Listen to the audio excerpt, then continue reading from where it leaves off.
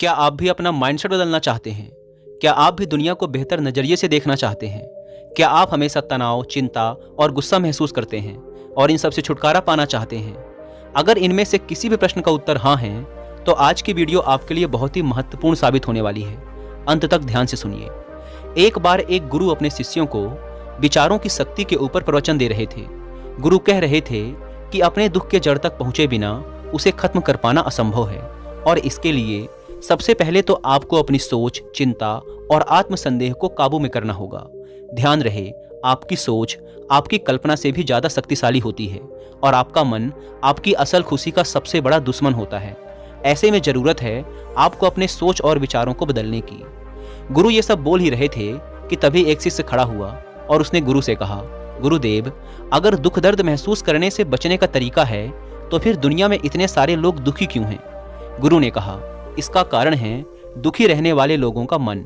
जी हाँ, इस संसार के हर इंसान के दुख का कारण उसका मन है और जिसकी मानसिकता सही नहीं होती वो बाकी लोगों की तुलना में ज्यादा दुखी और चिंतित रहते हैं।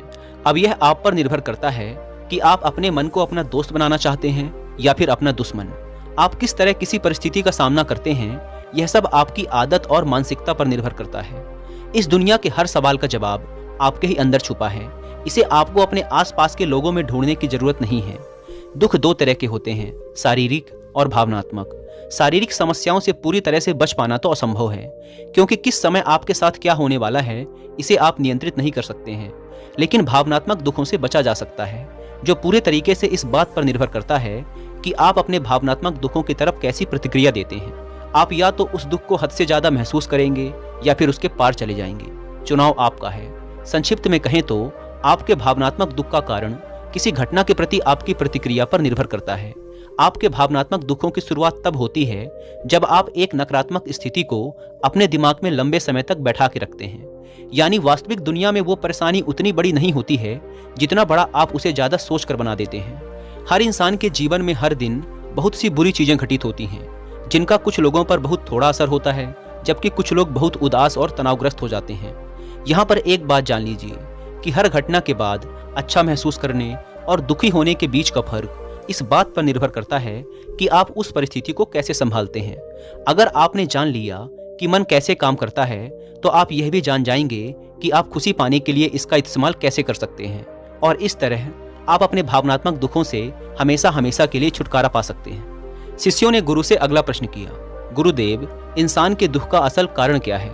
गुरु ने उत्तर देते हुए कहा, हमारे विचार बहुत शक्तिशाली होते हैं, इतने कि वो हमारी किसी भी सोच को वास्तविकता में बदल सकते हैं। दुनिया में ज्यादातर लोग खुद को और अपनी किस्मत को कोसते हैं कि आखिर वो इतने गरीब, बीमार और दुखी क्यों हैं, जबकि वह यह भूल जाते हैं कि वो आज जैसे भी हैं उनके खुद के बीते हुए कल के विचारों की वजह से हैं। पहले तो ये जानना जरूरी है कि नकारात्मक विचार वाले लोग होते कैसे हैं।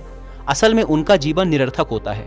वो हमेशा गुस्सा, डर, चिंता और अविश्वास में जीते हैं, जिसकी वजह से वो अक्सर अजीबोगरीब स्थिति में फंसकर गलत फैसले ले लेते हैं। इसके विपरीत सकारात्मक विचार वाले लोग खुशी, प्रेम, समृद्धि, सुख और सफलता को अपनी ओर आकर्षित करते हैं। उन्हें देखकर ऐसा लगता है जैसे सब कुछ उनके नियंत्रण में है। हाँ, निश्चित रूप से उनके जीवन में भी उतार चढ़ाव आते हैं, लेकिन वो फिर भी हर मिलने वाली चीज के प्रति शुक्रगुजार रहते हैं। अब जैसे दो लोगों की परिस्थितियां एक जैसी होते हुए भी वो अलग अलग महसूस करते हैं। जैसे एक व्यक्ति इस बात के लिए शुक्रगुजार हो सकता है कि उसके पास रहने के लिए एक घर है, वहीं दूसरा इस बात को लेकर दुखी हो सकता है कि उसका घर उतना बड़ा नहीं है जितना वो चाहता था। मतलब साफ है कि हमारी खुशी और दुख सीधे तौर पर हमारी सोच और नजरिए पर निर्भर करता है। हकीकत और उसके प्रति हमारा नजरिया दो अलग अलग चीजें होती हैं। बाहरी हकीकत सबके लिए एक होती है, जबकि इसके बारे में अलग अलग इंसान का नजरिया अलग अलग हो सकता है। चलो इसे एक उदाहरण से समझते हैं। एक नौजवान भिक्षु को ध्यान करते समय एकाग्रचित होने में परेशानी होती थी। हर बार ध्यान करते समय किसी न किसी कारण से उसका ध्यान भटक जाता था और वह काफी क्रोधित और निराश हो जाता था। शांति की तलाश में उसने एक दिन एक झील के बीचों बीच नाव में बैठकर ध्यान करने का निश्चय किया। पहले 2 दिन तो भिक्षु को बहुत सुकून मिला। ध्यान करते समय उसका मन बिल्कुल शांत और एकाग्र था। लेकिन तीसरे दिन उसकी शांति तब भंग हो गई जब ध्यान करते समय एक दूसरी नाव उसकी नाव से आकर टकरा गई। उसने गुस्से से अपनी आंखें खोली, लेकिन सामने उसका गुस्सा देखने के लिए कोई था ही नहीं, क्योंकि दूसरी नाव तो खाली थी, जो हवा के बेग और लहरों के कारण भिक्षु की नाव से आकर टकरा गई थी। अब वह शर्मिंदा हो गया और उसका क्रोध भी शांत हो गया, क्योंकि उस जगह पर उसका गुस्सा देखने वाला ही कोई नहीं था। तब उसे समझ आया कि उसका ध्यान आसपास की घटनाओं के कारण नहीं, बल्कि उन घटनाओं के प्रति उसकी प्रतिक्रिया के कारण भटक रहा था। उसके हद से ज्यादा सोचने की वजह से भटक रहा था। आपके साथ जो कुछ भी घटित होता है वह कभी आपके दुख का असल कारण नहीं बनता, बल्कि आप उस घटना के बारे में कैसा सोचते हैं, कैसी प्रतिक्रिया देते हैं, वो आपके सुख और दुख को तय करता है। हमारी सोच हमारी भावनाओं को नियंत्रित करती है। अगर हम नकारात्मक सोचेंगे तो हमें बुरा लगेगा, और अगर हम सकारात्मक सोचेंगे तो हमें अच्छा महसूस होगा। आप अपने दुख, दर्द या तकलीफ का दोष अपने आसपास की घटनाओं और लोगों को नहीं दे सकते हैं। बस यही जीवन के उतार चढ़ाव और सुख दुख का सार है। अपने जीवन को मुश्किल बनाने वाले आप खुद ही हैं। क्या आपने कभी सोचा है कि बुरे और नकारात्मक विचारों के बिना आपका जीवन कैसा होता? मैं बताता हूँ। बुरे विचारों के बिना आप ज़्यादा अच्छा और सुकून भरा जीवन जीते, चिंता और दुख आपसे दूर हो जाते और आप हमेशा प्रसन्न रहते। ध्यान रहे, कोई भी घटना या परिस्थिति आपको दुख नहीं पहुंचा सकती, बस आपकी सोच ही आपके दुख का असल कारण होती है। शिष्यों ने गुरु से अगला प्रश्न किया। एक शिष्य ने पूछा, गुरुदेव, हम ज्यादा खुश और आजाद कैसे महसूस कर सकते हैं? गुरु ने कहा, हमारे दिमाग में एक दिन में लगभग 60,000 विचार आते हैं, जिनमें से लगभग 6,000 विचार तो अपने आसपास के लोगों को प्रतिक्रिया देने की वजह से आते हैं, और इन 6,000 में से भी लगभग 90% विचार नकारात्मक होते हैं। ऐसा इसलिए नहीं होता क्योंकि हमें नकारात्मक सोचने में मजा आता है, बल्कि ऐसा इसलिए होता है क्योंकि ये विचार हमें जिंदा रहने में मदद करते हैं। हजारों लाखों सालों तक इंसान गुफाओं और जंगलों में रहा है, ऐसी स्थिति में रहा है जहां उसके लिए कहीं से भी खतरा आ सकता था। कोई भी अनजान घटना या छोटी सी भी गलती उसकी जान ले सकती थी। इसीलिए समय के साथ इंसान के अवचेतन मन ने एक आदत विकसित कर ली, जिसे नकारात्मक पूर्वाग्रह कहा जाता है। इस आदत के अनुसार इंसान का दिमाग किसी भी चीज या घटना का नकारात्मक पक्ष सबसे पहले देखता है, ताकि वह खुद को आने वाले खतरे से बचा सके। हजारों सालों से यह नकारात्मक पूर्वाग्रह इंसानों के जिंदा रहने और फलने फूलने में मददगार भी साबित होता रहा है। इसीलिए हमारे अंदर करो या मरो वाला स्वभाव सक्रिय रहता है। लेकिन आज के समय में यह नकारात्मक पूर्वाग्रह ज्यादा कारगर नहीं है, क्योंकि अब हम ऐसी दुनिया में नहीं रहते हैं जहां जिंदा रहने के लिए अब हमें संघर्ष करना पड़े। लेकिन फिर भी हमारे दिमाग का नकारात्मक पूर्वाग्रह वाला नियम हमें नकारात्मक पक्ष पर ध्यान देने के लिए मजबूर करता है और हमें खुश होने से भी रोकता है। अब समय आ गया है अपने नकारात्मक विचारों को छोड़कर दिमाग को आराम देने का। माना कि इंसानों के नकारात्मक पूर्वाग्रह वाले स्वभाव ने उन्हें सालों तक जिंदा रखा है, लेकिन अब अपने दिमाग को खुशी हासिल करने में अपनी मदद करने दीजिए। और यही वो समय है जहां आपकी चेतना जागृत होकर आपको बेहतर और पूर्ण महसूस करने में आपकी मदद करती है। इसी के जरिए अपने विचार और भावनाओं के प्रति ज्यादा जागरूक होकर दुनिया को बेहतर नजरिए से देखने का मौका मिलता है। बहुत ज्यादा सोचना भी इंसान के लिए घातक साबित हो सकता है। यह सिर्फ आपकी चिंता और निराशा को बढ़ाकर आपको नकारात्मक सोच की ओर ढकेलता है और आप सुरक्षात्मक स्थिति में चले जाते हैं। इससे बचने के लिए आपको अपना हर क्षण खुशी से जीना चाहिए और थोड़ी देर के लिए सब कुछ भूलकर सिर्फ अपनी चेतना का उपयोग करना चाहिए। इस तरह आप खुश और आज़ाद महसूस करेंगे। तो फिर आज इसी क्षण से ये सोचना बंद कीजिए कि चीज़ें कैसी होनी चाहिए और ये देखना शुरू कीजिए कि वो वाकई में क्या हो सकती हैं। शिष्यों ने गुरु से अगला प्रश्न किया, सोच और विचार में क्या अंतर है? गुरु ने कहा, सबसे पहले तो आपके लिए विचार और सोच के बीच के फर्क को समझना बेहद जरूरी है। विचार इस ब्रह्मांड की रचना है जो कि हमारे पास जन्म से ही होते हैं और इन्हें बनाने के लिए हमें किसी बाहरी ताकत या शक्ति की जरूरत नहीं होती है। हमारे मन में हर दिन हजारों विचार आते हैं जिनमें ज्यादातर समय हमारा कोई नियंत्रण नहीं होता है। और दूसरी चीज है हमारी सोच, जिसका मतलब है अपने विचारों के साथ सक्रियता से जुड़ जाना। सोच के साथ आपके पास दो विकल्प होते हैं कि आप किसी भी विचार को या तो जाने दे सकते हैं या फिर उस विचार के साथ जुड़कर उसके बारे में और सोच सकते हैं। विचार के काम करने का तरीका ये है कि ये किसी भी पल बिना किसी शक्ति और कोशिश के हमारे मन में आ जाते हैं, लेकिन सोचने की प्रक्रिया उस पल से शुरू होती है जब हम अपने विचार के साथ जुड़ जाते हैं। विचार आना कोई समस्या की बात नहीं है, यह तो प्राकृतिक है। समस्या तो तब शुरू होती है जब आप इसके बारे में ज्यादा सोचना शुरू करते हैं। किसी भी चीज या स्थिति के बारे में आपके विचार कैसे हैं, उसी से आपकी भावनाएं बनती हैं। विचार और सोच तो संबंधित लेकिन पूरी तरह से दो अलग चीजें हैं। इसीलिए अपनी भावनाओं के लिए अपने विचारों को दोष देना बंद कीजिए और अपनी सोच पर ध्यान दीजिए। यह मान लीजिए कि आप अपने विचारों को तो नहीं रोक सकते हैं, लेकिन अपने सोच को जरूर बदल सकते हैं। अच्छे विचारों के बारे में सोचिए और याद रखिए कि आप किसी ऐसी चीज को लेकर दुखी नहीं हो सकते हैं जिसके बारे में आप सोचते नहीं हैं। शिष्यों का गुरु से अगला प्रश्न, हमारी सोच हमारी भावनाओं पर कैसे असर डालती है? और इसे रोकने के लिए हम क्या कर सकते हैं? गुरु ने कहा, नकारात्मक भावनाएं आमतौर पर तब पैदा होती हैं जब आप किसी चीज के बारे में बहुत ज्यादा सोचते हैं। हाँ, कभी कभी ये आपकी सुरक्षा के लिए भी हो सकता है, जैसे रात में बाहर जाते समय डर महसूस होना, लेकिन ज्यादातर समय ये आपको तनाव और चिंतित ही महसूस करवाते हैं। जब आप किसी बुरी चीज या बुरी घटना के बारे में सोचते हैं, सिर्फ तभी आपको बुरा लगता है। आप जैसा सोचते हैं वैसा ही महसूस भी करते हैं। ज्यादातर लोगों के दिमाग में ये भ्रांति है कि नकारात्मक सोच से दूर रहने से सब कुछ ठीक हो जाता है। वो मानते हैं कि जितने सकारात्मक विचार सोचेंगे उतने खुश रहेंगे, लेकिन ऐसा सोचना पूरी तरह से सही नहीं है। असल में अच्छा और खुश महसूस करने की चाबी है कुछ भी नहीं सोचना। आपको शायद विश्वास नहीं हो रहा होगा, तो आइए इसे एक छोटे से प्रयोग से समझते हैं। आप सब जरा अपने जीवन के सबसे खुशहाल पलों के बारे में सोचिए। अब उस समय अपने दिमाग में चल रहे किसी विचार को याद करने की कोशिश कीजिए। क्या आप उन्हें याद कर पा रहे हैं? मैं बताता हूँ, नहीं कर पा रहे होंगे। आपको याद ही नहीं होगा कि आप उस क्षण क्या सोच रहे थे, क्योंकि उस समय आपके दिमाग में कुछ भी नहीं चल रहा था। आप बिल्कुल भी नहीं सोच रहे थे, आप बस उस पल को जी भर के जी रहे थे।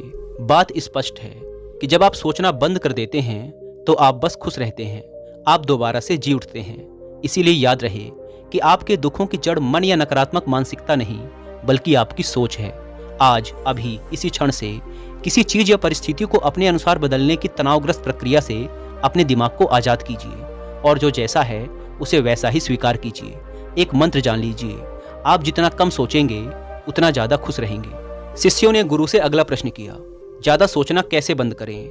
गुरु ने कहा, ज्यादातर लोगों को यह लगता है कि सोचना बंद करने के लिए उन्हें अपने विचारों को आने से पूरी तरह रोकना होगा, लेकिन यह नामुमकिन है। विचारों को रोकना अपने आप को सांस लेने से रोकने के जैसा है। आप यह बिल्कुल भी नहीं कर सकते हैं। आपको सिर्फ खुद को सोचने से रोकना होगा, विचारों को आने से नहीं। विचारों को उठने से रोका नहीं जा सकता है। आप ये अंदाजा भी नहीं लगा सकते कि वो कब और कहां से आएंगे, लेकिन आप इनके साथ खुद को जोड़ने से जरूर रोक सकते हैं। विचार आया और चला गया, आपने उसके बारे में कुछ भी नहीं सोचा। इस तरीके से आप खुद को विचारों से अलग कर सकते हैं। हाँ, इसका यह मतलब भी नहीं है कि आप पूरी तरह से सोचना ही बंद कर दीजिए। मस्तिष्क सोचने के लिए ही बनाया गया है और यह हमारे स्वभाव में होता है। आप वास्तव में तो सोचने से खुद को भी नहीं रोक सकते। तो सवाल यह है, फिर आप क्या कर सकते हैं? आप यह कर सकते हैं कि आप सोचने में लगने वाले समय को कम कर सकते हैं, और इस प्रक्रिया में पहला कदम जागरूक होना होता है। आपको यह जरूर पता होना चाहिए कि आपको कब खुद को ज्यादा सोचने से रोकना है। ज्यादा सोचने का सबसे आम लक्षण तनाव और असहज महसूस करना होता है। तनाव और असहजता जैसी भावनाएं आमतौर पर तब आती हैं जब आप किसी स्थिति के बारे में हद से ज्यादा सोचते हैं। जब भी आप खुद को कुछ ज्यादा ही सोचते हुए पाएं, तो तुरंत अपने आप को इससे अलग कर लीजिए। एक गहरी सांस लीजिए, अपने विचार से दूर हो जाइए और अपने दिमाग को शांत होने दीजिए। आइए इसे एक उदाहरण से समझते हैं। मान लीजिए कि आपके पास एक कटोरी गंदा पानी है। अब इस पानी को साफ करने के लिए आप क्या करेंगे? क्या आप इसे उबालेंगे या छानेंगे? ज़्यादातर लोग या तो इसे उबालेंगे या छानेंगे, लेकिन इन सबसे आसान यह है कि आप अपने आप पानी की गंदगी को नीचे बैठने दीजिए। कटोरी को शांति से रख दीजिए। ऐसा करने से गंदगी नीचे जम जाएगी और पानी अपने आप साफ हो जाएगा। ठीक यही नियम हमारे दिमाग के लिए भी लागू होता है। ज़्यादातर लोग अपने दिमाग को शांत, स्पष्ट और खुश करने के लिए मुश्किल रास्ता खोजते हैं, जबकि आसान रास्ता हमेशा हमारे सामने ही होता है। देखिए, नकारात्मक भावनाएं सिर्फ और सिर्फ सोचने की वजह से ही पैदा होती हैं। जब हमारा मन अशांत या परेशान होता है तो हम सोचने लगते हैं, जबकि ऐसी स्थिति में आपको शांति से बैठ जाना चाहिए और अपने दिमाग को शांत होने देना चाहिए, ठीक उस कटोरी के गंदे पानी की तरह। ध्यान रहे, जितना ज़्यादा आप अपनी सोच से लड़ने की कोशिश करेंगे, उतनी ही आपकी भावनाएं मजबूत होती जाएंगी, खासकर नकारात्मक भावनाएं। इसीलिए अपने दिमाग को अपने आप शांत होने दीजिए। ऐसा हो जाने के बाद आप धीरे धीरे अपने विचारों को पहचानिए और उनसे दूर होते जाइए। अंत में आप एक ज़्यादा स्पष्ट और शांत मन पाएंगे। ध्यान रहे, ज़्यादा सोचने की आदत से कम सोचने और खुश रहने की आदत को अपनाने के दौरान तनाव बिल्कुल भी मत लीजिए। सोचना बिल्कुल सामान्य बात है, लेकिन इसमें बहुत समय बिताना हानिकारक है।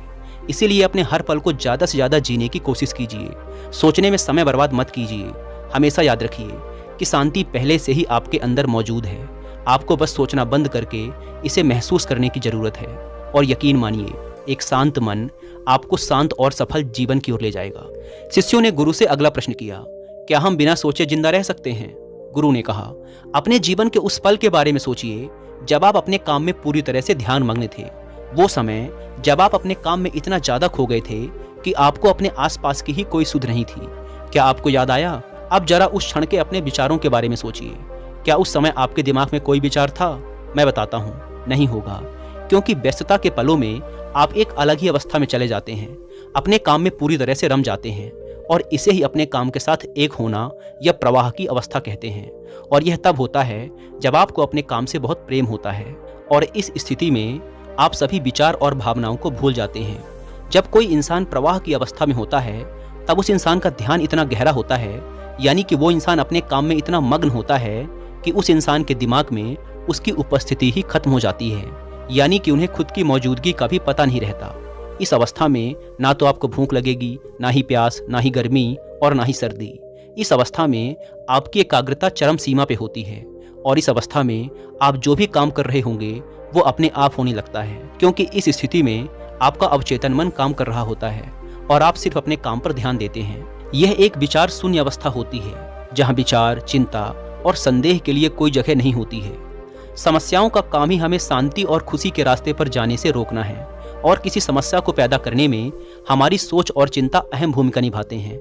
इतना अहम कि कोई घटना जितनी बुरी नहीं होती है, ये उसे हमारे दिमाग में उससे भी बुरा बनाकर हमें डराते हैं।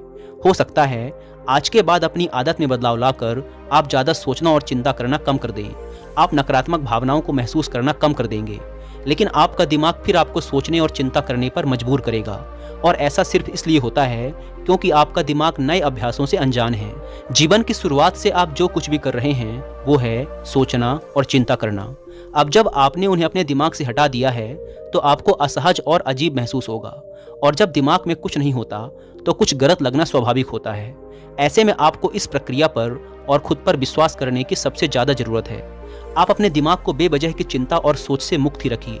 यकीन मानो यह जरूर काम करेगा। जिसके बारे में हमें पता नहीं होता उससे डर लगना स्वाभाविक है। जैसे विचार शून्यता की अवस्था से आपका दिमाग अनजान होता है, लेकिन यही वो अवस्था है जहाँ सबसे ज़्यादा अनुभव और मौके मिलते हैं। यही वो अवस्था है जहाँ आप एक बेहतर इंसान के रूप में विकास कर सकते हैं। अब आपको फिर से उन बुरी आदतों में पड़ने की ज़रूरत नहीं है जो आप में पहले थी। आपका दिमाग तो जानी पहचानी चीज़ों की तलाश करेगा ही, ठीक वैसे जैसे परदेश में जाकर हम अपने देश के लोगों की तलाश करते हैं। लेकिन आपको अपने इरादे में अडिग रहना है, और अगर आप खुद को बार बार असफल होते हुए पाते भी हैं तो घबराने की बात नहीं। गलतियाँ भी इंसान के जीवन का ही हिस्सा होती हैं, बस आपको रास्ता पकड़ कर रखना है और कुछ नहीं।